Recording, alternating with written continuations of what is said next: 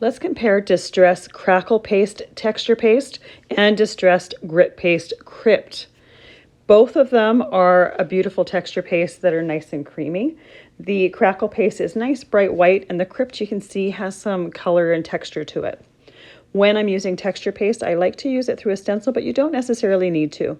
I have a different palette knife for each one, and I'm using that palette knife to push that texture paste into the stencil and make a nice even coat.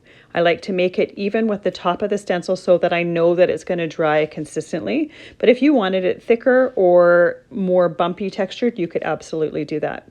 If you want, you can color your texture paste before you put it through the stencil, or you can do different techniques to it afterwards. Once the texture paste is through the stencil, I remove the stencil to let it completely dry.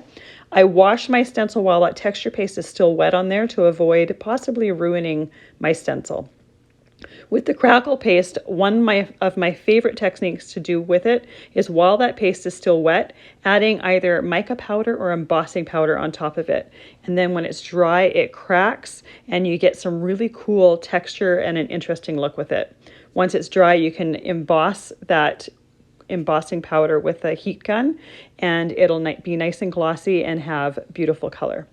For the Grit Paste Crypt, it's fun to use this with different kind of grungy looking things just because of the color it has.